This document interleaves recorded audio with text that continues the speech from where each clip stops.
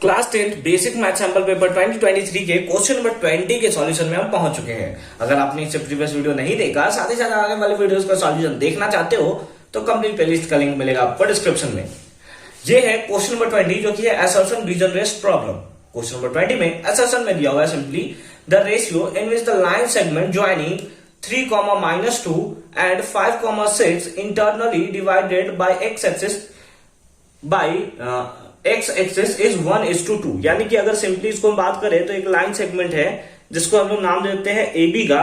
ठीक है, नाम तो नहीं दिया है ना, नहीं दिया है। इसको हम लोग बोलते हैं कि ये हमारा है 2, -3 और ये वाला जो कोऑर्डिनेट है दैट इज बी कोऑर्डिनेट, ये हमें दिया है 5, 6। अब इसको x एक्सिस जो है डिवाइड करता है। अब क्योंकि x एक्सिस इसको डिवाइड कर रहा है तो x का तो वैल्यू होगा, लेकिन वहां पे y का वैल्यू कितना होगा? 0 होगा। अब x एक्सिस डिवाइड कर रहा है ना, x एक्सिस डिवाइड करेगा तो x का तो वैल्यू होगा, लेकिन y तो x एक्सिस पे 0 होता है। तो हमने सिंपली वही लिख लिया कि x, 0। तो हमें इसका जो रेशियो दिया है क्वेश्चन में 1:2, वो तो हमें चेक करना पड़ेगा ना कि क्या असर्शन सच बोल रहा है या गलत बोल रहा है। अगर सच बोल रहा है तो अच्छी बात है, और अगर गलत बोल रहा है तो और गलत बात है। ठीक है, तो हम लोग रेशियो फाइंड आउट कर लेते हैं। जब भी रेशियो का क्वेश्चन है ना तो रेशियो को हम लोग क्या ले लेते हैं? Simply k:1। कितना ले लेते हैं? k:1। आ जाओ। अब क्योंकि y 0 है तो y के बेसिस पे बनाते हैं। y का फॉर्मूला क्या होता है? m1y2 plus m2y1 divided by m1 plus m2। ठीक है, y का वैल्यू कितना है? That is 0। तो 0 इज इक्वल टू m1 का वैल्यू हमारा k है इंटू y2, ये हमारा है x2y2, और ये होगा हमारा पास कितना? x1y1 है ना।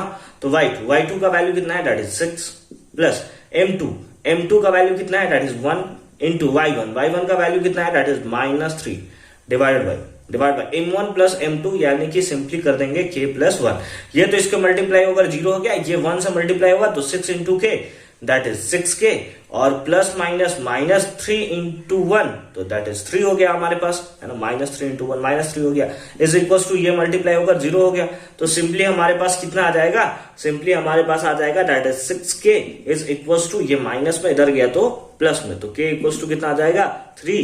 ये मल्टीप्लाई में इधर आया तो डिवाइड में, तो 1 टाइम्स से 2 टाइम्स में, तो कितना आया? 1:2 रेशियो हमें देखने को मिलेगा, जो कि क्वेश्चन में भी हमें गिवन है कि 1:2 में रेशियो में डिवाइड करता है। एकदम 100% वो सही बोल रहा है, बकवास नहीं कर रहा है, 100% सही बोल रहा है, यानी कि असर्शन तो सही है।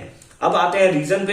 As formula of the internal division, हाँ भाई अभी हमने यही फॉर्मूला तो यूज किया, बस यहाँ पे जो m1 है वहां पे m लिया है, और जहां m2 लिया है वहां पे उसने n का यूज किया, तो वो तो हम लोग कर ही सकते हैं ना, इस टाइप से उस टाइप से किस टाइप से भी फॉर्मूला लिखे, बात वही है। तो हमने फॉर्मूला सही लिखा है, यानी रीजन भी सही है, असर्शन भी सही है, और रीजन जो है करेक्ट एक्सप्लेनेशन दे रहा है, यानी कि option number A is the right answer, यानी कि both assertion and reason are true and reason are is the correct explanation of the assertion A. I hope कि ये कॉन्सेप्ट आपको अच्छे तरीके से समझ में आया होगा। मिलता है आपसे अगली वीडियो में क्वेश्चन नंबर 21 के सॉल्यूशन के साथ। यहाँ पे हमारा सेक्शन नंबर ए अच्छे तरीके से कंप्लीट हो जाता है। अब आता है सेक्शन नंबर बी, जो कि है 2